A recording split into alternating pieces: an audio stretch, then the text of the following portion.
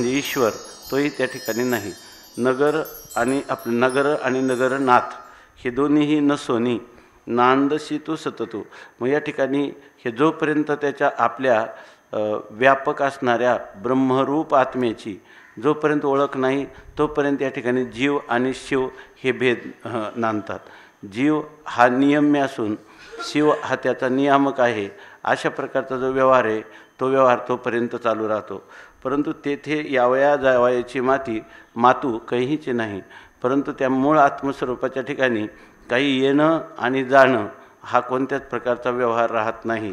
त्याप्रमाणे या आत्मस्वरूपाची ओळख झालं तर जीवाचं येणं आणि जाणं म्हणजे जन्म आणि मरण हे कोणतंच त्या ठिकाणी राहत नाही म्हणजे अगोदर होतं आणि ते आता नाहीसं झालं असं नाही. तर जेव्हा श्रीगुरूंच्या यथार्थ स्वरूपाची ओळख होते त्याच्यामध्ये जन्ममरण हा केवळ आभास आहे. या ठिकाणी उपजनी आणि निमणे हे साचची जे का मानणे तो जीवलोक म्हणे संसारोहण माऊलीने ज्ञानेश्वरीमध्ये सांगितलं. त्याप्रमाणे माऊली म्हणतात की या ठिकाणी उपजनी आणि निमणे संसाराची व्याख्या किंवा जीवलोकामध्ये संसाराची केली जाणारी व्याख्या तर त्याला जीव कधी होतं ते म्हणतात की उपजनी आणि निमणे ज्यावेळेला उत्पत्ती आणि नाश किंवा जन्म आणि मृत्यू हे खरं आहे असं मानणं यालाच म्हणायचं संसाराला प्राप्त होणं. माऊली असं सांगतात. त्याला मी जीवलोक किंवा संसार असं म्हणतो. पण ज्या वेळेला आत्मस्वरूपाची ओळख होते तेव्हा जे आत्मस्वरूप आहे ते देश काल किंवा वस्तू यांच्या मर्यादेत किंवा यांनी कधीही परिच्छिन्न झालेलं नाही. ते अखंड अभेद्य अभंग असंग निर्विकार एकम एव अद्वितीय स्वगत सजातीय आणि विजातीय या भेदाने ते रहित आहे.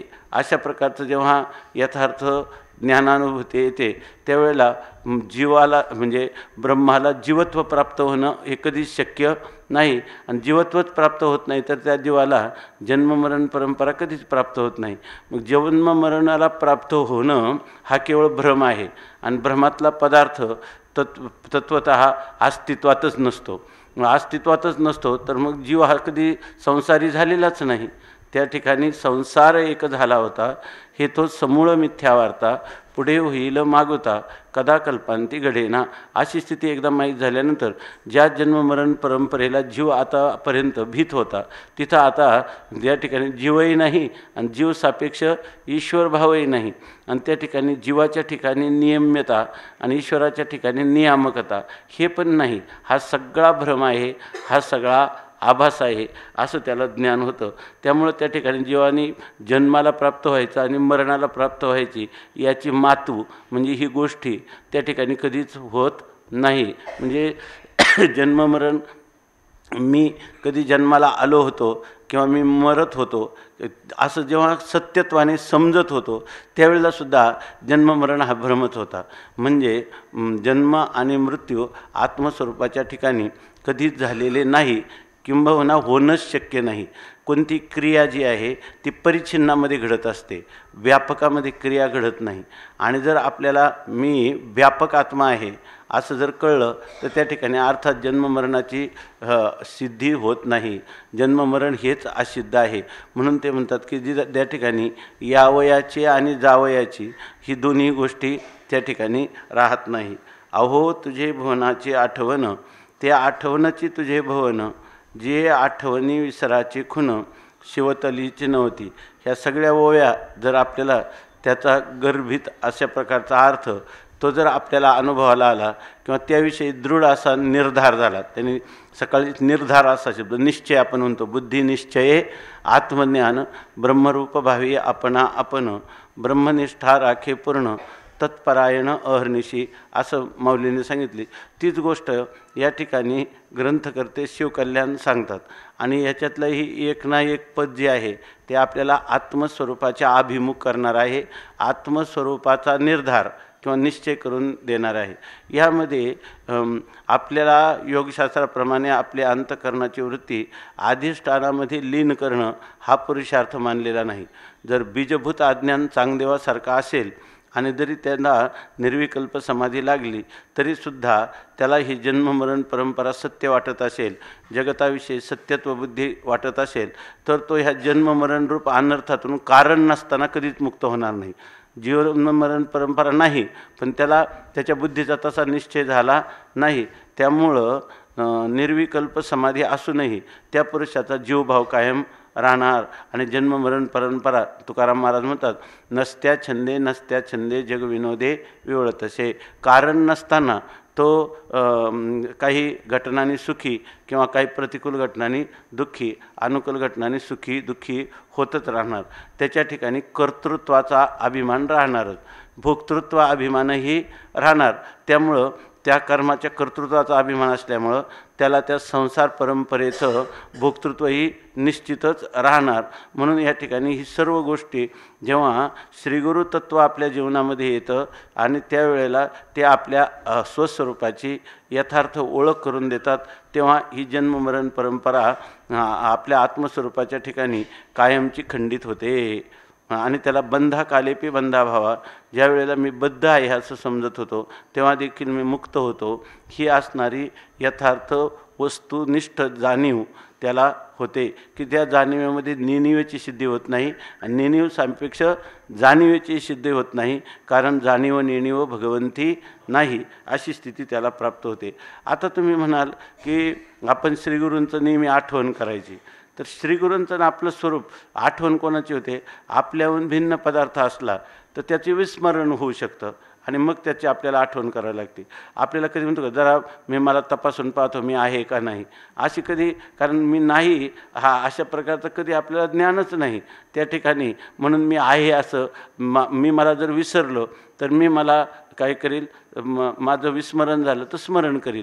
पण श्रीगुरूंचं स्वरूप आणि आपलं स्वरूप याच्यामध्ये नित्य सिद्ध असणारं कायमचं अखंड ऐक्य आहे.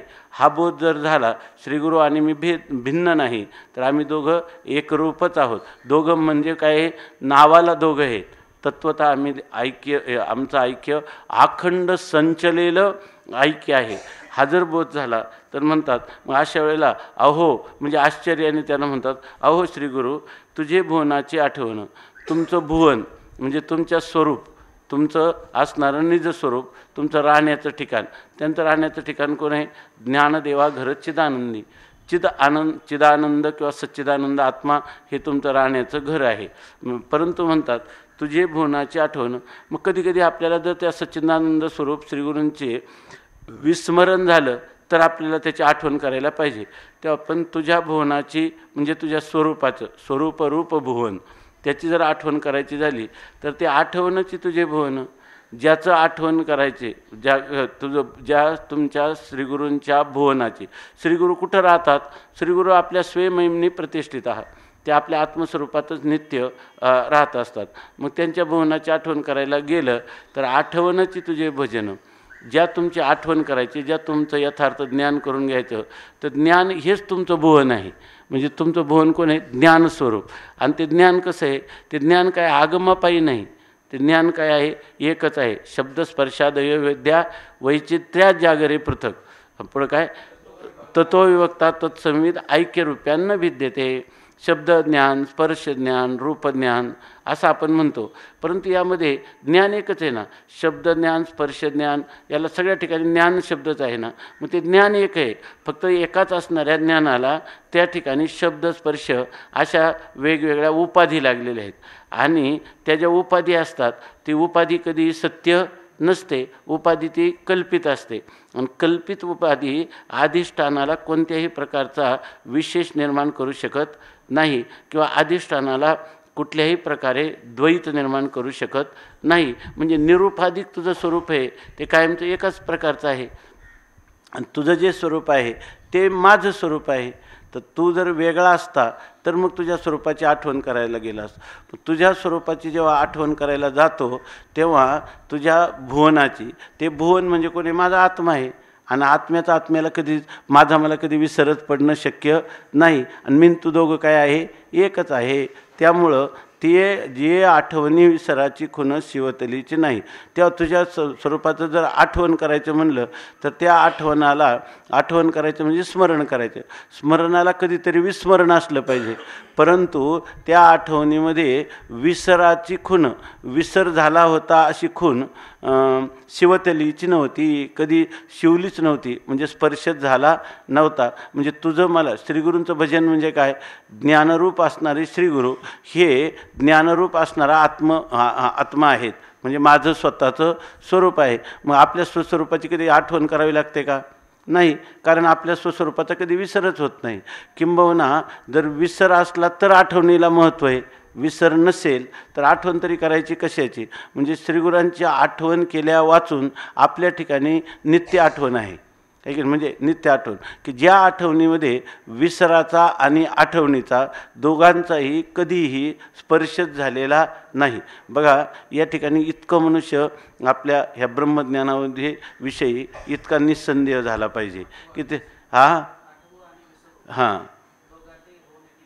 आठवो आणि विसरू, आठवण आणि विस्मरण दोघातेही पसरू होणे दे, दोघांचाही कधी प्रसार त्या ठिकाणी होऊ देत नाही.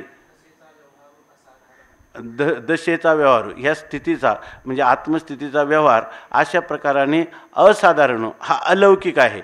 लौकिकामध्ये आठवणे आहे आणि विस्मरण आहे, विस्मरण आहे तत्सापेक्ष स्मरण पण आहे.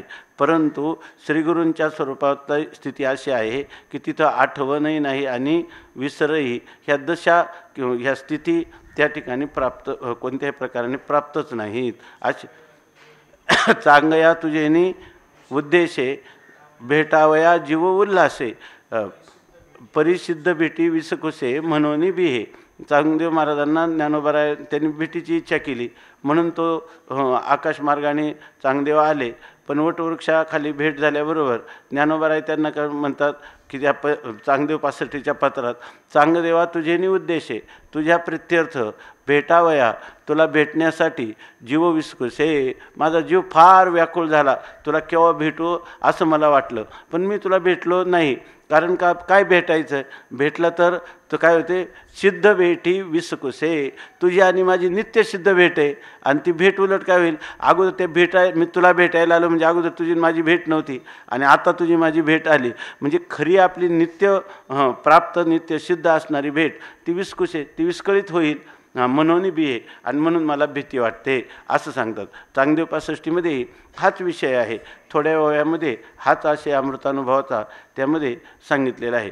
चांगदेव हा महान अधिकारी असल्यामुळं त्याला फार विस्ताराने सांगण्याची गरज पडली नाही. आणि हा सिद्धानुवाद असणारा अमृतानुभव यामध्ये मात्र विस्ताराने ही गोष्ट सांगितली जाते. इतकंच काय, मूळ 700व्यावर या ठिकाणी विस्ताराने हे चिंतन करून सांगतात. म्हणून आले नि गेले नि विन, न पावनी पाविजे तुझे चिद्भुवन, आयशी जे तुझी खुन, न पावन पावलो. म्हणून आले गेले नि विन, म्हणून या ठिकाणी आलं आणि गेलं म्हणजे आगम आणि अपाय, या ठिकाणी येणं आणि जाणं या वाचोनी, न पाविजे न पावनी पाविजे तुझे चिद्भुवन, या ठिकाणी न प्राप्त होता म्हणजे कुठं जायचं नाही आणि कुठं यायचं नाही असं कराय, म्हणजे कोणतीही क्रिया तर करायची नाही. आता सांगितलं ना, क्रिया ही परिच्छिन्नामध्ये घडते, व्यापकामध्ये क्रिया घडत नाही. आपण तोंडामध्ये आता आपण बोलतो कारण आपल्या मुखामध्ये आता हवा आहे, पण ते जर पाण्याचा चूळ आपण भरला आणि पण पूर्ण तोंड भरलं तर, आणि मनुष्य बोलणं ही क्रिया आहे, परंतु ही बोलणं क्रिया करण्यासाठी परिच्छिन्न असं मुखामध्ये असणारी पोकळी पाहिजे, आकाश पाहिजे. परंतु त्या ठिकाणी जर पाण्याने ते पूर्ण भरलं तर आपल्याला बोलता येत नाही, बोलायला लागलं तर पाणी राहत नाही. म्हणजेच याचा अर्थ काय, क्रिया ही व्यापकामध्ये घडत नाही, क्रिया ही परिच्छिन्नामध्ये घडते. पण इथं श्रीगुरूंचं जे काही श्रीगुरूंच्या स्वरूपाला प्राप्त व्हायचं म्हणजे ब्रह्मस्वरूपाला आत्मत्वानी जाणायचं, जाणण्याची ही खूण कशी आहे ते म्हणतात, आले गेले नि विन. त्या ठिकाणी यायचं पण नाही आणि जायचं पण नाही. आले गेले नि विन हे कोणत्याही क्रियेचं उपलक्षण आहे, म्हणजे कोणतीही क्रिया न करता नैष्कर्म्य स्थितीमध्ये या ठिकाणी न पावनी पाविजे तुझे चिद्भुवन, तुझं जे चिद्भुवन म्हणजे तुझं जे ज्ञानस्वरूप आहे, ज्या तुझं भुवन म्हणजे कोणतं ज्ञानघन किंवा ज्ञानस्वरूप, तू कसं आहे ज्ञानस्वरूप आहे आणि त्या ज्ञानस्वरूप अशा किंवा ब्रह्मस्वरूप अशा तुझे न पावनी पाविजे तुझे चिदभुवन, तुझं जे चिदभुवन ज्ञानस्वरूप अशा प्रकारचं घर, त्या घराला जर प्राप्त करायचं तर न पावनी पाविजे, न पावनी म्हणजे कोणतीही क्रियेच्या द्वारा त्याला प्राप्त न होता त्याच्या नित्य प्राप्त असणाऱ्या स्वरूपाचा यथार्थ ओळख करून घेणं, हे त्याला म्हणतात की न पावनी पाविजे. म्हणजे तिथं काही क्रिया तर काही केली नाही जाण्या येण्याची, तरी तुझ्या स्वरूपामध्ये आम्ही पोचलो असं सांगतात. आईशी जे तुझी खून, आणि हीच त्याची खरी खून आहे की काही न करता, कारण ज्ञानामध्ये क्रिया नाही, ज्ञानामध्ये कोणती क्रिया नाही आणि ते ज्ञान आपलं स्वरूप आहे. तेच श्रीगुरूंचं स्वरूप आहे, ते नित्य एकरूपच आहे असं जाणणं, हे तुझ्या खऱ्या चिदभुवनाला प्राप्त होणे. आणि ही जी संकेत आहे किंवा ही जी खूण आहे, ती खूण न पावनी पावलो, ती खूण आम्हाला प्राप्त झाली आणि त्या प्राप्तीनं तुला त्या खुणेमुळं काय झालं, न पावनी पावलं. मी काहीच न करता म्हणजे कोणतीही क्रिया न करता मी तुझ्या स्वरूपाला प्राप्त झालो. जर म्हटलं तर कुठली क्रिया घडली नाही, कारण तुला प्राप्त करण्यासाठी काहीतरी क्रिया व्हायला पाहिजे होती. कोणतंही ते काय आपलं प्राप्य, विकार्य, संस्कार्य, आणखी काय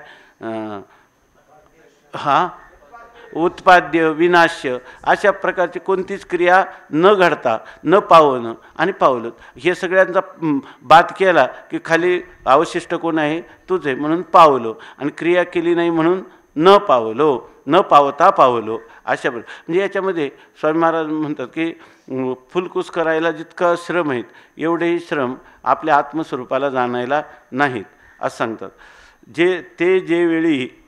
ते जे पावती वेळ जेथ स्पर्शला नाहीचं काळ, म्हणून कालत्रयातीत केवळ फावलाची होशी. आता आणखीन एक गोष्ट सांगतात की ते जे पावती वेळ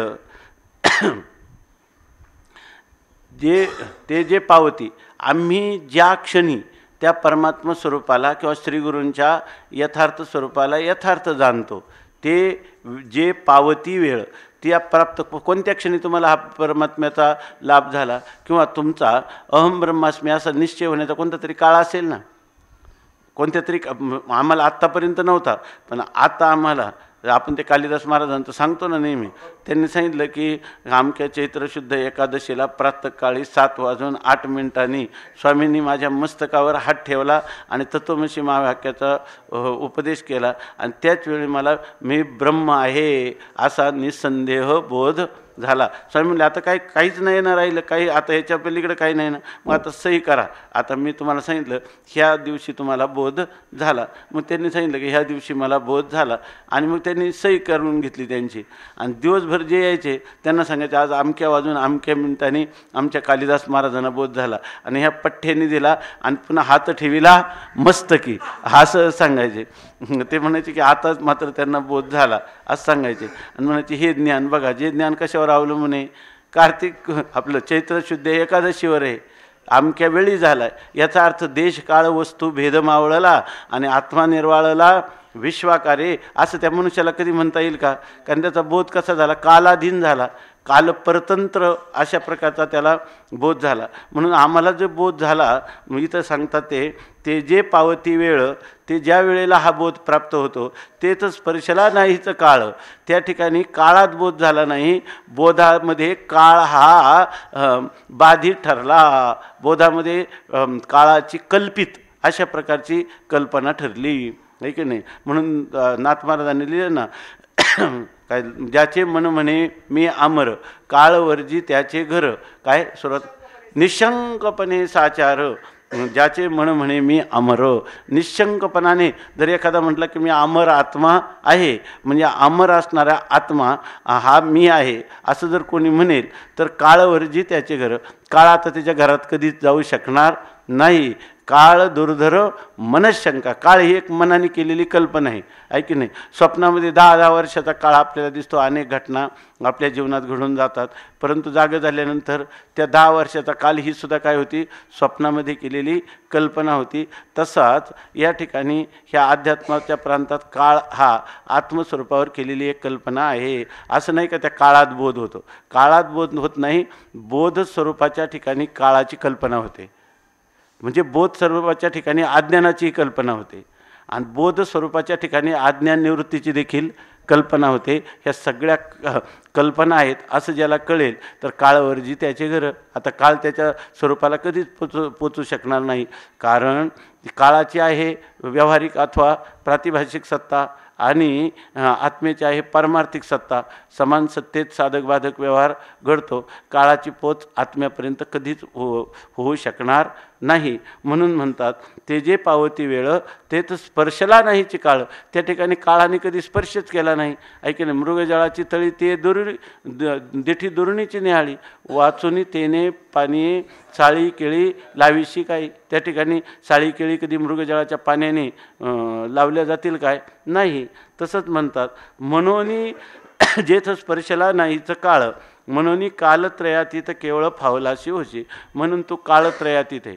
काळत्रयातीत आहे म्हणजे काळाची या ठिकाणी केलेली काय आहे कल्पना. आणि नुसत्या काळाची कल्पना म्हणजे काळाचे पुन्हा विभाग केले. कालत्रय भूत भविष्य आणि वर्तमान ही सगळ्या काळाची केलेली कल्पना आहे. आणि हा मात्र त्यांनी लिहिलं दिशा आणि काळ म्हणजे देश आणि वस्तू. मांडुक्य कारिकेमध्ये आखंडानंदाने स्वामींनी लिहिलं, अहो हा काळ सुरून कुठं होतो.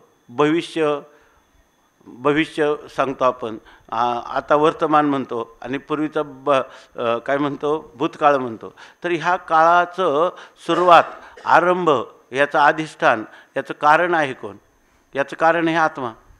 आत्म्यावर ह्या कल्पना केल्या जातात. ऐकी नाही. आत्ता सध्या आपण काय करतो, आताचा क्षण आहे त्याला वर्तमान म्हणतो. ऐकी नाही. मग ह्या वर्तमानाच्या पूर्वी जे आहेत, वर्तमानाच्या पूर्वी त्याला भूतकाळ म्हणतो आणि ह्या वर्तमानाच्या नंतर जो येणारा काळ आहे त्याला आपण भविष्यकाळ म्हणतो. वास्तविक भविष्यकाळ नावाचा वर्तमान काळ नावाचा पदार्थ दाखवता येतो का आपण केलेली कल्पना आहे. ऐका ना, दिशा ज्या आहेत आपल्याला, ही पूर्व, ही पश्चिम, ही उत्तर, ही दक्षिण, ह्या क्रिया कुठं करतो, मध्यभागी केंद्रामध्ये एक अविचल अशा प्रकारचं आपलं स्वतःचं स्वरूप आहे आणि त्या स्वरूपावर किंवा त्या स्वरूपावर देहकल्पना आहे.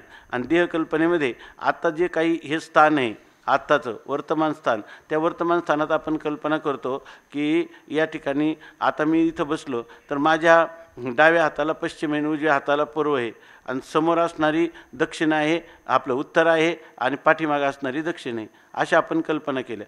तोच मी जर आता उत्तरेकडं तोंड करून बसलो, आपलं दक्षिणेकडे तोंड करून बसलो, तर मी काय म्हणत राहणार की माझ्या उजव्या हाताला पूर्व आहे आणि डाव्या हाताला पश्चिम आहे, अशी कल्पना होते की नाही. मग ह्या कल्पना कशा सगळ्या सापेक्ष आहे.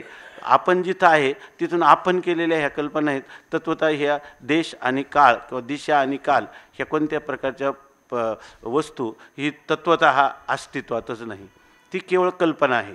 म्हणून सांगतात की म्हणून कालत्रयातीत केवळ फावलाची होशी. तो कालत्रयातीत आहे आणि तो केवळ आहे आणि तो केवळ आणि कालत्रयातीत असणारा अमक्या काळात अमक्या देशात अमक्या वस्तूच्या द्वारा मला प्राप्त झाला असं फावलाच होती. जणू काही तो प्राप्त झाला अशा प्रकारचा व्यवहार होतो. म्हणजे खऱ्या अर्थाने तुझ्या स्वरूपाची प्राप्ती होतच नाही, कारण तू कालत्रयातीत आहे. तू या ठिकाणी देशाच्याही अतीत आहेत आणि वस्तूच्याही अतीत असणारी निजवस्तू किंवा आत्मवस्तू ती अखंड सबराभरीत ओतप्रोत असल्यामुळं आणि तदितर दुसरा पदार्थ या ठिकाणी त्याची स्वतंत्र सिद्धी होत नसल्यामुळं तुझ्या केवळ अद्वैत स्वरूपाला बाधा आणणारी दुसरी कोणतीच वस्तू नाही. त्याचप्रमाणे तुझ्या अद्वैत स्वरूपाला प्राप्त करणारी अशी सुद्धा तुझ्या सत्तेतील कोणताही पदार्थ नाही. तुझ्या ठिकाणी प्राप्त करून तू कधी विकार केला जाणं, तुझी प्राप्ती होणं, बरोबर ना, किंवा तुझ्या ठिकाणी कोणता संस्कार करणं, तुला उत्पन्न करणं किंवा तुझा विनाश होणं, म्हणजे तू यद अक्षरम अनाख्येयम आनंदम अज केवलम असा तू केवलच आहेस.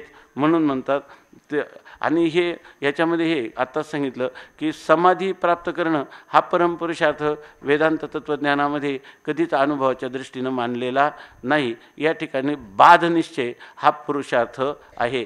ना प्रतीती तयोर बाधा किंतु दृढ मिथ्यात्व निश्चय हा.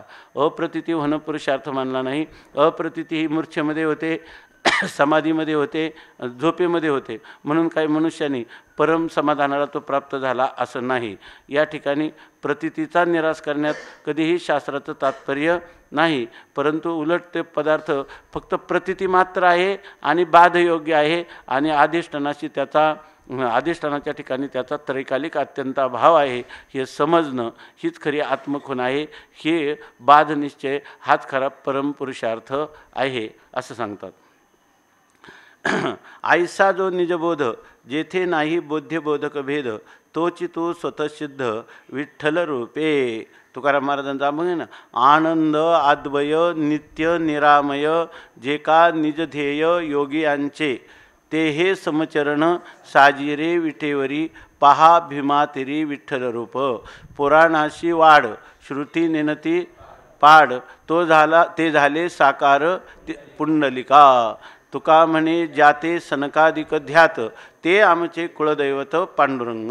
किंवा ज्ञानोबा काय म्हणतात, सत्य ज्ञानानंत गगनाचे प्रावरण नाही रूपवर्ण गुण जेथे तो हारे श्रीहरी पाहिला डोळे भरी पाहता पाहणे दुरी सारुनिया. ज्ञानदेव म्हणे ज्योतीची निज ज्योती आणि ते उभी मूर्ती विटेवरी. अशा प्रकारचं जे तत्व आहे तेच या ठिकाणी आता सांगतात. यालाच हे जे आपलं आत्मतत्व आहे तेच आपलं काय आहे, तेच आपलं उपास्य किंवा तेच आपलं इष्ट आहे.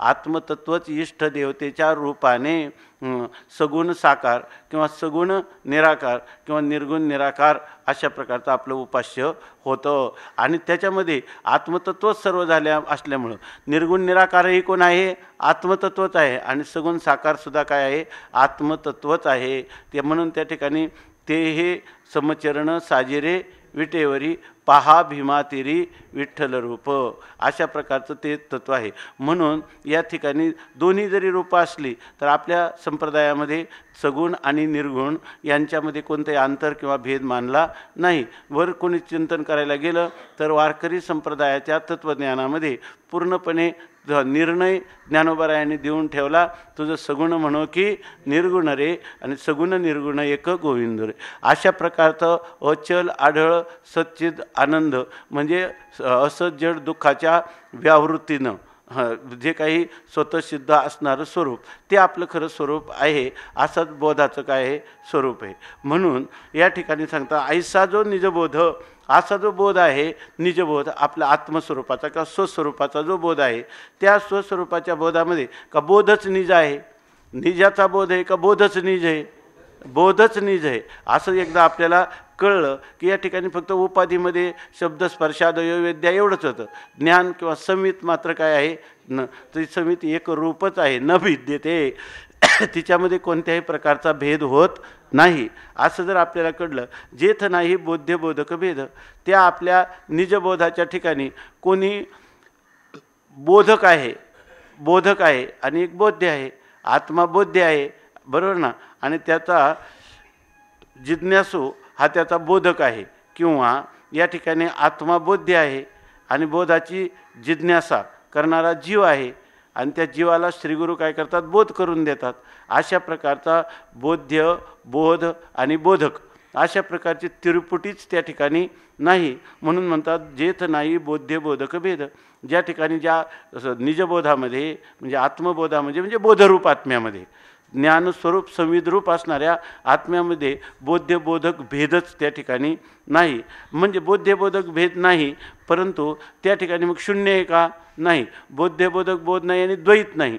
पण दुसरी शंका राहते, द्वैत नसेल तर शून्य राहत असेल, पण शून्यसुद्धा त्या ठिकाणी नाही. स्वामी महाराज म्हणायचे की वेदांताचा सिद्धांत कळायचा म्हणजे या ठिकाणी द्वैत सिद्ध होत नाही ही एक गोष्ट आहे आणि शून्य पण सिद्ध होत नाही. ज्ञानोबारायांनी सांगितलं, जरी सगळ्यांचा बात केला तर सगळ्यांचा बात करणारा जो आहे तो तर अवशिष्ट राहतो ना. त्या ठिकाणी शून्य सिद्धांत बोधू कवने सत्ता होय सिद्धू नसताचे हा पादू वस्तू शिगा का प्रवादू हे.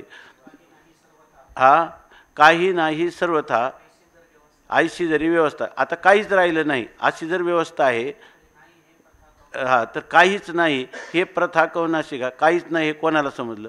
मला समजलं. मला समजलं तूच आमचा काय आहे? आत्मा आहे. याच्यावरून तो शून्य आहे का? मग मीच तो आहे, हाच आत्मा. तुम्ही स्वतःची सिद्धी केली का असिद्धी केली? शून्य ठरलं का शून्याचं खंडन केलं? हे कोणी केलं? तुमच्याच बोलणार. मी नाही असं आत्मा नाही म्हणणं म्हणजे मी नाही म्हणणं आहे की नाही? मी नाही म्हणजे हां, हे कोणाला कळलं तर पुन्हा ते मलाच कळणं म्हणणं. यालाच काय म्हणायचं? वदतो व्याघात दोषाने. तुमचं वचन या ठिकाणी ह्या दोषाने दूषित नाही का? वदतो व्याघात दोषाने. म्हणून या ठिकाणी शून्यवादाची स्वामी महाराज सांगायचे, द्वैताची सिद्धी होऊ नये आणि शून्यवादाची सिद्धी होऊ नये. हे झालं की जे उर्वरित राहिलं तेच आपलं काय हे स्वरूप आहे, त्याचंच नाव आहे आत्मबोध. ज्या आत्मबोधामध्ये द्वैत सिद्ध होत नाही आणि शून्य म्हणण्याची सोय राहत नाही, आहे की नाही? परंतु या ठिकाणी काहीच नाही असं नाही, म्हणून ते अनिद्रुक अताद्रुक असं काहीतरी आपलं स्वरूप त्या ठिकाणी अवशिष्ट राहतं. म्हणून सांगतात की ऐसा जो निजबोध जेथ नाही बोध्यबोधक भेद, तोच तू स्वतःसिद्ध विठ्ठल रूपे. आणि तोच तू काय आहे? विठ्ठल रूपे तूच प्रसिद्ध. विठ्ठल म्हणजे आपली जी इष्टदेवता आहे. म्हणून याच्यावरून काय आहे? जी आपली इष्टदेवता आहे तेच आपले श्रीगुरू आहेत, आणि जे आपले श्रीगुरू आहेत तीच आपली इष्टदेवता आहे. आता आज दुपारी ते तामिळनाडूचे लोक आले होते, तर त्यांनी काय प्रश्न केला की आपल्यावर आम्ही तर मनापासून श्री विठ्ठलाची भक्ती करतो, आणि इकडं तर सांगतात की गुरुशिवाय आत्मज्ञान होत नाही. मग आता त्या श्रीगुरू परमात्म्याची आम्ही भक्ती कुठपर्यंत करायची असं त्यांनी विचारलं. कुठपर्यंत करायची? तर त्यांनी सांगितलं की माझ्या विठोबाचा कायचा प्रेमभाव, आपणची देव होय गुरु. जर भगवंताची प्रेमपूर्वक भक्ती केली असेल आणि ती भक्ती जर भगवंताला मान्य झाली असेल तर तुम्हाला कोणताही प्रयत्न न करता ऐशी कर्मे साम्य दशा जेथ होय विरेशा तेथ श्रीगुरू आपैसा भेटेचे का. जर तुमच्या जीवनामध्ये ते म्हणे आता श्रीगुरू भेटला हे कसं कळायचं? तर जर तुमचा अधिकार एवढ्या भक्तीनं समृद्ध झाला असेल तर तुम्हाला गुरु शोधित येतील. पण गुरु शोधित आले तरी तुमची त्याच्यावर गुरुत्वबुद्धी होईल का? ह्याच पुण्याने तुम्हालासुद्धा अंतप्रेरणा होईल की माझं जीवन मी ईश्वरनिष्ठ आहे, पण तीच ईश्वरनिष्ठा ह्या अशा प्रकारच्या गुरुरूपी असणाऱ्या व्यक्तिनिष्ठेमध्ये परिणित होईल. आणि ती व्यक्तिनिष्ठा कशासाठी परिणत होईल? की ती व्यक्तिनिष्ठा कशी मिथ्या आहे आणि कशी त्याज्य आहे असं ती व्यक्तीच तुम्हाला सांगेल, आहे की नाही? त्यांना हे उत्तर पटलं की ह्या ठिकाणी हे ठीक आहे. म्हणजे असं ते कुठपर्यंत करायची? ह्यापर्यंत करायची, आहे की नाही? असं झालं. दुसरी गोष्ट अशी आहे की साधक दशेमध्ये जितकं प्रेम आपल्याला इष्टदेवतेवर आहे तेवढंच प्रेम आपलं श्रीगुरूंच्या ठिकाणी होत झालं तरच आपल्याला आत्मबोध होतो असं उपनिषद सांगतात. काही श्लोक आहे यस्य देवे पराभक्तीर यथा देव, कोणतं श्वेताश्वेतर उपनिषदात हे मला वाटतं. यस्य देवे पराभक्तीर यथा देवे तथा गुरु तस्यैते कथिताय अर्थाः प्रकाशन्ते महात्मना. जेवढं आपल्याला ईश्वरावर भक्ती आहे तेवढी जर आपली गुरूंच्या ठिकाणी निष्ठा झाली, किंबहुना माझं इष्टदैवत तेच गुरुरूपाने हे आहे, दोन्ही आता भिन्न नाहीतच आहे. किंवा ईश्वराचं मला शास्त्राच्या द्वारा परोक्ष ज्ञान होतं. आता तो परमात्मा जो माझा इष्ट आहे ते श्रीगुरुरूपाने साक्षात मूर्तिमंत झालेलं आहे. यथा देवे तथा गुरु. जेवढी आपल्या इष्टावर श्रद्धा आहे तेवढी जर श्रीगुरूंची निष्ठा झाली तरच श्रीगुरूंनी सांगितलेले शब्द जे आहेत तर ते शब्द आपल्याला श्रुती प्रदान करतील किंवा फलित होतील. तस्यैते कथिताय अर्थाः प्रकाशन्ते महात्मना. त्याला हे जे काही उपनिषदामध्ये सांगितलेले हे जे वेदांताचे सिद्धांत आहेत ते त्याच्या ठिकाणी तस्यैते कथिता अर्थ त्यांनी कथन केलेले जे विषय आहे तर ते काय? महात्मना हा प्रकाशन्ते. तस्य महात्मना, त्या महापुरुषाचं अंतःकरण ह्या सेवेनं, इष्टाच्या सेवेनं, श्रीगुरूंच्या सेवेनं, इतकं इष्ट आणि गुरु दोन आहेत असं त्याला कधीच वाटत नाही. म्हणून अशा पुरुषांना त्यांनी फक्त तत्वमसी वाक्य सांगितलं तरी त्या महात्मा म्हणजे महान आहे आत्मा. आत्मा तर महानच आहे. महान आहे अंतःकरण ज्याचं विशुद्ध स्वरूपाला प्राप्त झालेलं त्याला ह्या अर्था प्रकाशनते. त्यांनी कथन केलेले विषय त्याच्या अंतःकरणात प्रकाशरूप स्फुरद्रूप व्हायला लागतात अशा प्रकारचं सांगितलेलं आहे. म्हणून या ठिकाणी म्हणतात आयसा जो निजबोध जेथ नाही बोध्यबोधक भेद, तोच तू स्वतः सिद्ध विठ्ठल रूपे. तूच स्वतः काय आहे विठ्ठल रूपाने, म्हणजे आपल्या इष्टदेवताला पाहताना श्री विठ्ठल हाच जगद्गुरू आहे, बरोबर आहे की नाही. तो गुरु पाहायचं झालं तर तोच कोण आहे, विठ्ठल स्वरूप आहे. आणि विठ्ठलाचं जे रूप आहे तेच कोण आहे, श्रीगुरूंचं माझ्या रूप आहे. इतकी त्याची दृढ निष्ठा त्या ठिकाणी होते. ही सुद्धा काय होते, त्या परमात्म्याची इष्टाची केलेली जी अनन्य अशा प्रकारची भक्ती, त्या भक्तीचं हे फल आहे. किंवा गुरूंची केलेली सेवा. तर रामतीर्थांनी ते एक व्यावहारिक भाषेमध्ये असं लिहिलं आहे की जर मनुष्याने इष्टाची उपासना करील तर त्याला गुरु निश्चित प्राप्त होतो. परंतु व्यवहार्य जीवनामध्ये गुरु आणि शिष्य यांचं निरंतर ऐक्य स्वतःसिद्ध त्याचं ज्ञान झालं तरी बाह्य असणारा श्रीगुरूंचा विग्रह आणि सत्शिष्याचा विग्रह ह्या दोघांचं ऐक्य कधी होत नाही. विग्रह म्हणजे त्यांचं बाहेर असणारी स्थूल उपाधी, आणि प्रत्येकाच्या स्थूल उपाधीमध्ये प्रत्येकाचं आयुष्य भविष्य ठरलेले आहे. हे शिष्य अगोदर जाईल किंवा गुरु अगोदर जाईल. शिष्य एका देशांतराला कुठेतरी दूर राहील आणि गुरु मात्र दूर राहतील. त्यांचा काही नित्य सहवास होईलच असं काही सांगता येत नाही. किंवा गुरूंचं प्रयाण होईल किंवा शिष्याचं प्रयाण होईल. ह्या गोष्टी तर व्यवहारी दशेत आहेत. तेव्हा काय करावं असा प्रश्न त्यांना विचारला असताना त्यांनी याचं उत्तर दिलं, जोपर्यंत आपले श्रीगुरू देहरूपाने विद्यमान आहेत तोपर्यंत आपण आपल्या इष्टाला पूर्णपणे त्यांच्यामध्ये पाहावं. तो पूर्ण आपलं इष्टच या रूपाने आहे असं पाहावं. आणि त्यांचा बाह्य असणारा देह, ज्या देहाचा जेव्हा आपल्याला वियोग होतो त्यावेळेला ते आपला असणारे इष्ट श्रीगुरू ते आपल्या इष्टदेवतेमध्ये समाविष्ट झालेले आहेत. इष्टाची उपासना करावी.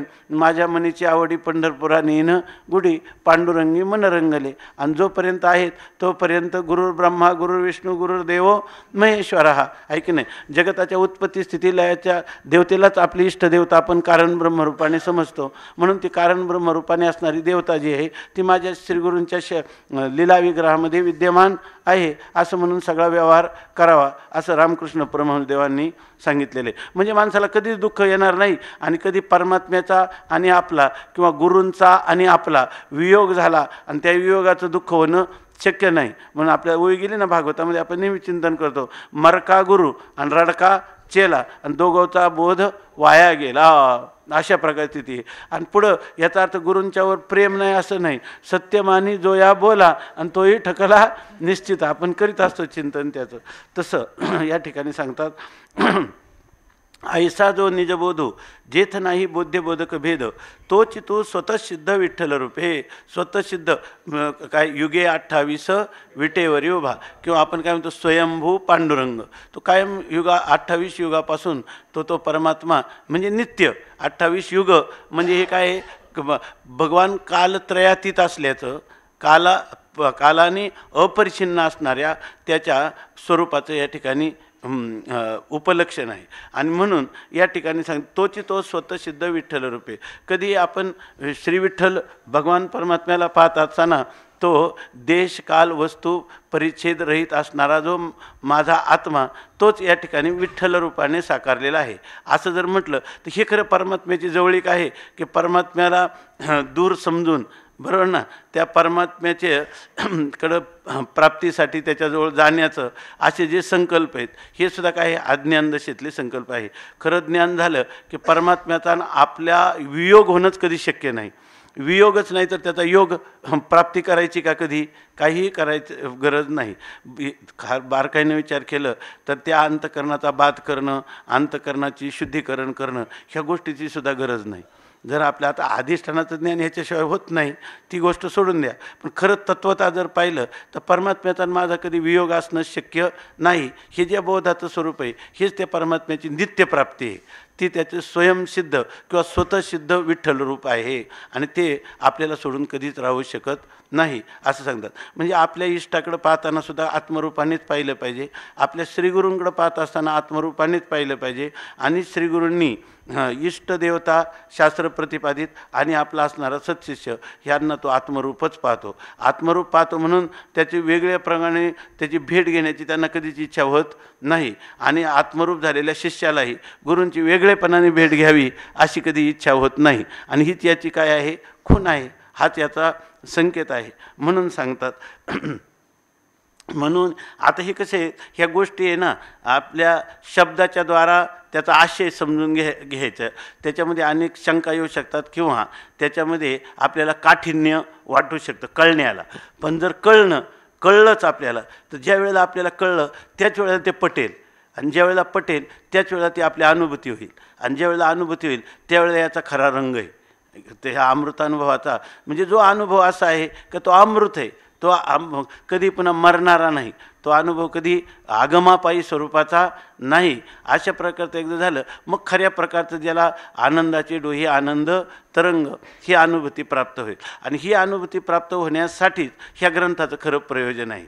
आणि या ग्रंथाचं असं नाही ही अनुभूती प्राप्त व्हावी असं जे आपण म्हणतो हे बोलणंसुद्धा चुकीचं आहे की नाही. पण उण्या चुकीचं आहे, ते चूक आहे, पण उण्या चुकीचं आहे. कारण अप्राप्तीचा भ्रम झाला म्हणून आम्ही प्राप्ती अशा प्रकारचा व्यवहार करतो. व्यवहारामध्ये जर अप्राप्तीचा भ्रम असला तर सापेक्ष आम्हाला प्राप्त झाली अशा प्रकारचा ती वस्तू प्राप्त आपल्याला व्यवहार होतो. म्हणून या ठिकाणी कारण सगळा व्यवहार जो आहे तो कार्यकारण भावाच्या मीमांसेवर अवलंबून आहे. व्यवहार म्हणजे काय, त्याच्यामध्ये आदानप्रदान हे कार्यकारण भावाच्या द्वारा केलं जातं, त्यालाच व्यवहार असं म्हणतात. तर म्हणून असं म्हणायचं आहे की नाही. पण म्हणत असताना संतांनी शास्त्रकारांनी अनुभूती संपन्न पुरुषांनी अशा शब्दांची योजना केलेली आहे का सहज आपल्याला करता करता आपल्याला त्या शब्दांचं कौतुक वाटत नाही. त्या माऊली म्हणतात ना की हे शब्द असे असतात की शब्दाचं जे आहाच शब्दाची का बोलाची वालीप फेडीजे, बोलाची किंवा शब्दाची काय होती वालीप म्हणजे ते टर्पले, ते फेडणे, त्याचा निराश होतो आणि ब्रह्माची याची अंगा घडीजे आणि आपण ब्रह्मस्वरूपाशी एकरूप होऊन जातो. पुढं काय, सुखे सुखरूपा घडीजे सुखाची माझी ना, सुखेची सुरवाडी जे सुखाची माझी. आणि सुख जे आहे ते सुखाने सुखामध्ये लीन होऊन जातं. म्हणजे त्या ठिकाणी सगळा जो व्यवहार आहे केवळ सुखरूपतेचाच व्यवहार त्या ठिकाणी होतो. त्याचं वर्णन तुकाराम महाराज करतात, सुखाचे व्यवहारी सुख लाभ झाला, आनंद कोंदला मागे पुढे. आणि साधन कोणते, संगती पंगती देवासवे घडे आणि नित्य नित्य जोडे तेचे साच. हे सगळं श्रीगुरू करून देतात, कारण हे सामर्थ्य त्यांचं आहे.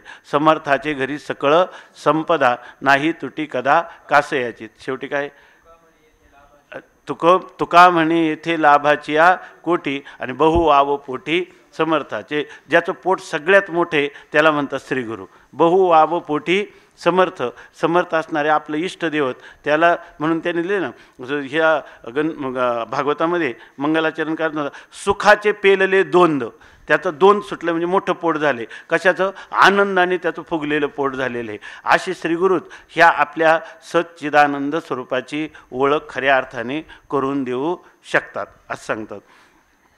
ऐसा जो निजबोध जेथे नाही बोध्यबोधक भेद, तोच तू स्वतः सिद्ध विठ्ठल रूपे. ह्या विठ्ठल स्वरूपाने तोच या ठिकाणी तू स्वतः सिद्ध आहे. प्रभू तुझं रूपा यावयाची शिराणी, ते गवसली मज विठ्ठल पणी, जेथे नामरूपाची झनी दिठी लागो. आता सांगतात, हे प्रभू, अहो स्वामी श्रीगुरू किंवा या ठिकाणी आपल्या इष्टदेवतेला श्री विठ्ठलाला असं म्हणतात, प्रभू हे स्वामी तू जर रूपा यावयाची शिराणी, तुला काय होते, रूपाला येण्याची शिराणी शब्दाचा अर्थ उत्कट अभिलाषा, उत्कट इच्छा. तुला असं वाटतं की एकोहम बहुश्याम प्रजायेय, मी एकटाच आहे, मला अनेकत्वाला प्राप्त व्हावं अशी तुला उत्कट इच्छा होते. इथं उत्कट इच्छा होते. तुम्ही लगेच म्हणा श्रुतीप्रमाणे ही अध्यारोपाची भाषा आहे. ही भाषा कशाची आहे, अध्यारोपाची आहे. तर त्याला उत्कट इच्छा होते रूपाला याची. का तुम्हाला रूप दिसले म्हणून कशी होते, असं आम्ही तुम्हाला सांगतो. तुम्हाला कोणती क्रिया करत असताना तुम्हाला उत्कट इच्छा होते आणि मग अगोदर काय आहे, पहिल्यांदा तुम्ही जानाती इच्छती आणि मग प्रयते. तुम्हाला जाणता त्या पदार्थाला तुमच्या बुद्धीच्या कक्षेत तुम्ही त्याला जाणता, मग तुम्हाला त्याच्या प्राप्तीची अनुकूल असला तर विषयाची इच्छा होते आणि मग तुम्ही प्रयत्न करतात. पण पहिल्यांदा अभिलाषा उत्पन्न होते ना, म्हणून तुमच्या जीवाच्या दृष्टीनं त्या परमात्म्याच्या ठिकाणी जगत उत्पत्तीची काय होते, उत्कट इच्छा होते, असा त्याच्यावर केलेला आरोप आहे. पण आम्ही जेव्हा संपूर्ण आता हा शास्त्रार्थ करू तुमच्याबरोबर, तेव्हा तुमचा हा भ्रम निवृत्त होईल. आता ही भाषा आमची कोशातली आहे, अवस्तूनी वस्तुआरोपा. जे वस्तू जशी नाही त्या ठिकाणी ती वस्तू तशी आहे, अशा प्रकारचा आरोप केला जातो. खऱ्या रीतीनं श्रीगुरूंचं स्वरूप जर आपल्याला यथार्थ रीतीनं कळलं, म्हणजे आत्मरूपाने कळलं, तरच अशा प्रकारच्या शब्दाची योजना किंवा अशा प्रकारचा संवाद होऊ शकतो भगवंताशी किंवा श्रीगुरूशी. अशा प्रकारचा संवाद होऊ शकतो. म्हणतात, प्रभू तुझं रूपा यावयाची शिराणी, तुझ्या ठिकाणी मला आता नाम प्राप्त व्हावं, मला रूप प्राप्त व्हावं अशी तुला उत्कट इच्छा झाली. आणि ती उत्कट इच्छा मला कुठं दिसली, मला नावरूप ते गिवसली मज विठ्ठलपणी.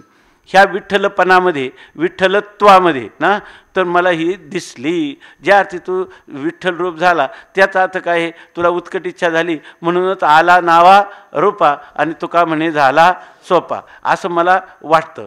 की ते काय आहे, ते गिवसली मज. ती गिवसली म्हणजे मी संशोधन केलं की या ठिकाणी परमात्म्याला उत्कट इच्छा होते आणि होतं काय पुढं, तर परमात्म्याला मी अनेक व्हावं असं जे अनेकाला उत्पन्न करावं असं जे स्मरण होतं, म्हणजे बरोबर स्मरण म्हणायचं ना, परमात्म्याला उत्कट इच्छा होते.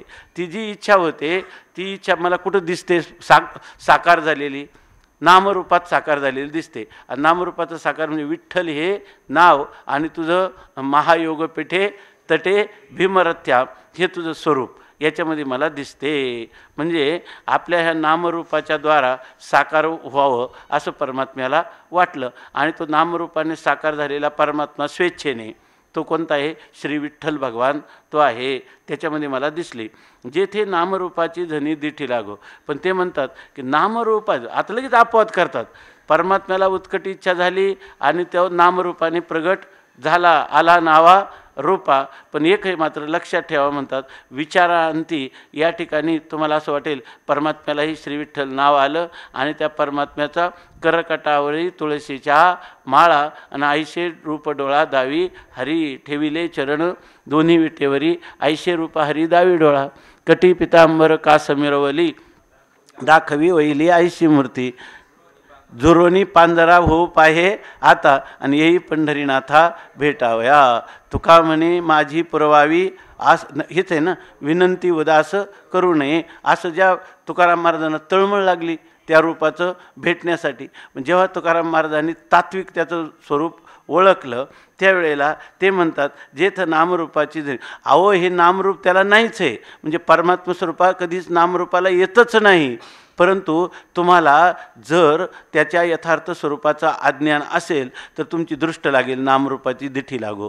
परमात्म्याला नाम आहे आणि परमात्म्याला रूप आहे असं जर तुमच्या अंतःकरणामध्ये, बरोबर ना, असा जर तुमच्या अंतःकरणामध्ये अयथार्थ असा बोध झाला किंवा जाणीव झाली तर ती एक प्रकारची त्याला काय आहे, दृष्टी लागो, झनी दिठी लागो. म्हणून तिकडे म्हणतात ना, झनी दृष्ट लागो तुझ्या सगुणपणा तेने माझ्या मना बोध केला. हे जे सगुण स्वरूप आहे हे काय आहे, तेने माझ्या मना बोध केला.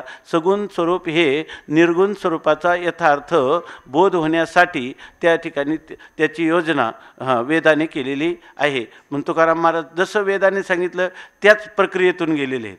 म्हणून म्हणतात की आता ह्या सगुण रूपाचं मी भजन केलं आणि निर्गुणाचे भेटी आलो सगुणासंगे, जसं तुकाराम महाराज म्हणतात त्याप्रमाणे, आणि तो झालो प्रसंगे गुणातीत. तसं इथं तुकाराम महाराज म्हणतात पांडुरंगाला मला विसरता येणार नाही. मी अनंत जन्ममरण परंपरेमध्ये सारखा तडफडत होतो आणि मी जेव्हा त्या परमात्म्याची भक्ती केली त्यावेळेला मला तत्वमसी विद्या हे स्वरूप प्राप्त झालं. त्या परमात्म्याने मला पांडुरंगे सत्य केला अनुग्रह निरसोनी संदेह बुद्धी भेद जीवशिवा शेज रचिली आनंदे आवटावे पदी आरोहण निजी निजरूपी निजविला तुका आणि अनुहात बाळका हल्लरो गाती. म्हणून ह्या वाटेने मी आलो. आणि तुम्हाला आम्हालाही तुकाराम महाराज सांगतात तुका म्हणे तुम्ही चला याची वाटे आणि पांडुरंग भेटे भरवसेनी. तुम्ही संती हे पहिलं लाविले निशान, ते नाम वै खरी मुखे गरजो. अशा प्रकारचं तुकाराम महाराज आपल्याला सांगतात का त्यांची ती अनुभूती आहे. साधना क्रमामध्ये सगुणाच्या उपासनेने निर्गुणाचं ज्ञान झालं तरीसुद्धा ज्या सगुणाने मला हे सगुण उपासनेने मला हे ज्ञान झालं त्याची मी अवहेलना करणार नाही. उलट त्या ठिकाणी निर्गुणाचं ज्ञान हे सगुणाच्या प्रेमामुळं प्राप्त झाल्यामुळं आम्ही त्या ज्ञानोत्तर हा प्रेम लक्षणात्मक भक्तीचा जो धागा आहे तो आम्ही कधीही खंडित होऊ देणार नाही. भक्ती प्रेमाविन ज्ञान नको देवा, अभिमान नित्य नवा तया माझी. प्रेम सुख देई प्रेम सुख देई, प्रेमेविन नाही समाधान. रांडवेने ना ह्याच्यातच आहे ना, रांडवेने जेवी शृंगार केला प्रेमेविन झाला ज्ञानी तैसा. आणि शेवटी आपली अनुभूती सांगतात, एका जनार्दनी प्रेम अति गोड अनुभवी सुरवाड जाणतील, असं माऊली आपलं नाथ महाराज म्हणतात. तसं इथं म्हणतात तोची तू स्वतः विठ्ठल रूपे. हा इथं तुकाराम महाराजांनी काय सांगितलं की झणी दृष्ट लागो तुझ्या सगुणपणा. सगुणपणाला दृष्ट लागणार नाही पण कदाचित लागण्याची शक्यता आहे, म्हणून झणी दृष्ट लागो तुझ्या सगुणपणा. त्याला कधी दृष्टी लागू नये, कारण का तेने माझ्या मनाबोध केला. माझ्या मनाला जो काही व्यापक आत्मबोध झाला किंवा ब्रह्मबोध झाला याला कारण कोण आहे? माझ्या इष्टदेवता आहे, म्हणून त्याला कधी दृष्ट लागू नये. तेने माझ्या मना बोध केला, अनंता जन्मीचे विसरलो दुःख, पाहता तुझे मुख पांडुरंगा. योगियांच्या ध्यानी ध्याता नातोडसी, तो आम्हापाशी मागे पुढे. म्हणून नामा म्हणे जीवे, नामदेवरायांचा अभंग आहे, नामा म्हणे जीवे करीन निंबलोन, विटे सहित चरण ओवाळीनं. अशा प्रकारचे आपल्या संतांची अभंगवाणी ही अनुभूतीच्या रसातून चुपकळून भरलेली म्हणजे ओसंडून वाहणारी अशा प्रकारची ही अनुभवाची वाणी आहे. सगळे हे अनुभवाचे बोल आहेत. म्हणून इथं आता ग्रंथकार म्हणतात, प्रभू तुझं रूपा यावायची शिवराणी, ते गवसलीमध्ये विठ्ठलपणी देत नामरूपाची धनी दिठी लागो. पण या ठिकाणी काय होईल, परमात्म्याच्या स्वरूपाचा विचार करताना तुम्ही म्हणाल की परमात्मा एकच होता, एकी एकटाचे असोनी एकला विश्वाकार होनिया ठेला, आणि जया परियो तैसाची गमला, नंदनंदोना हा आचोजा आंबोला. मग इथं पहा कसं खुबीनं म्हणतात, जया परियो तैसाची गमला. आणि ज्या खरा जो परमात्मा आहे तो सगुण तर नाही पण सगुण सापेक्ष निर्गुणसुद्धा नाही. तो कसा आहे? आगुण आहे की नाही? सगुण निर्गुण गुणाचे आगुण अशा प्रकारचा तो परमात्मा आहे. तर ही त्याची खरी काय आहे? खूण आहे. या ठिकाणी म्हणतात मग नामरूपाला तो कधी आला का? नामरूपाला तो कधीच आला नाही. तर श्रुतीनं अध्यारोपात सांगितलं म्हणून खरोखरच परमात्म्याला नामरूप वास्तवच प्राप्त झालं असं जर म्हटलं तर ही नामरूपाची परमात्म्याच्या यथार्थ स्वरूपाची लागलेली दृष्ट आहे, ऐके नाही. तर ती धनी दृष्ट लागो. तर तशा प्रकारची दृष्टी किंवा तशा प्रकारची दृष्टी, तशा प्रकारचं अयथार्थ अशा प्रकारची अनुभूती तुमची कधीही न हो असं सांगतात. नव्हे वर्ण ना अवर्ण, शुक्ल कृष्ण ते विहीन, श्याम सुंदर चिद्घन वर्णातीत.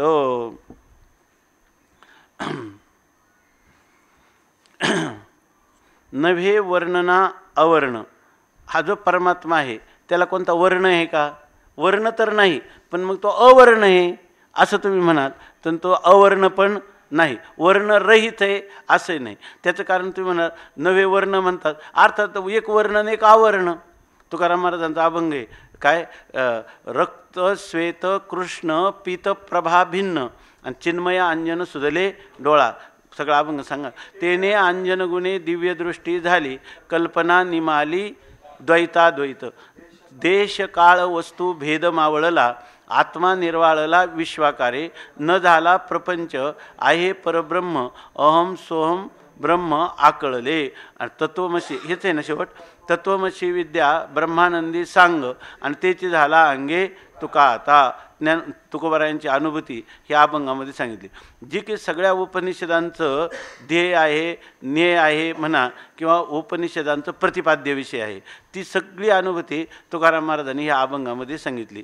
हे सांगत असताना परमात्म्याचं खरं स्वरूप काय आहे तर रक्त श्वेत कृष्ण, त्याला रक्तवर्ण नाही, श्वेतवर्ण नाही, कृष्णवर्ण नाही, तो पितप्रभा. ते म्हणतात त्याची पितप्रभा आहे. म्हणजे वर्ण कोणता आहे? रक्तवर्ण हा रजोगुणाचा आहे, शुभ्रवर्ण हा सत्वगुणाचा आहे, आणि कृष्णवर्ण हा तमगुणाचा आहे. मग हे तिन्ही वर्ण परमात्मा स्वरूपाच्या ठिकाणी नाहीत. परमात्म्याचा वर्ण याच्यापेक्षा कोणता आहे? परमात्म्याची उपाधी आहे शुद्ध सत्वगुणात्मक माया, आहे की नाही? शुद्ध सत्वात्मक माया, तिला म्हणतात पित. परंतु त्या पित प्रभेहूनही काय आहे? पुन्हा परमात्मा भिन्नच आहे. आणि अशा प्रकारचं तो केवळ ज्ञानस्वरूप आहे. आणि त्या ज्ञानाला कोणता वर्ण आहे का? ज्ञानाला कोणत्याही प्रकारचा वर्ण नाही. कोणत्याही वर्णात ज्ञान म्हणजे कोणत्याही गुणात तो ज्या गुणांचे वर्ण सांगितले नाही म्हणजे ते गुण, त्या गुणांचा परमात्म्याचा कधी स्पर्शच होत नाही. आत्मा हा सर्व गुणातीत अशा स्वरूपाचा आहे. म्हणून काय त्रिगुणातीत योग काय गुणातीत योगो नाम चतुर्दशोध्याय, त्या 4व्या अध्यायात काय आहे?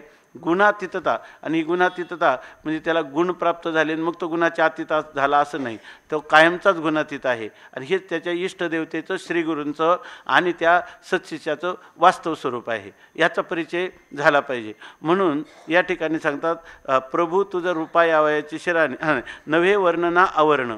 तो वर्णही नाही त्याला आणि अवर्ण पण तर नाही. म्हणजे अगोदर वर्ण असला तर अवर्ण होईल ना. परमात्म्याला ज्या ठिकाणी वर्णच कधी लागला नाही किंवा गुणच लागले नाही, तिन्ही गुण नाही, तर 3 गुणांच्या अतीत असणारा जो परमात्मा त्याचा कोणता वर्ण आहे? शुद्ध सत्वात्मक ही सुद्धा काय आहे? पुन्हा त्याची उपाधीच आहे, आहे की नाही? शिष्याला बोध होण्यासाठी त्याचा सत्वगुण हा जो आहे तर तो रजतमगुण झडून जाऊन शुद्ध सत्व व्हायला पाहिजे.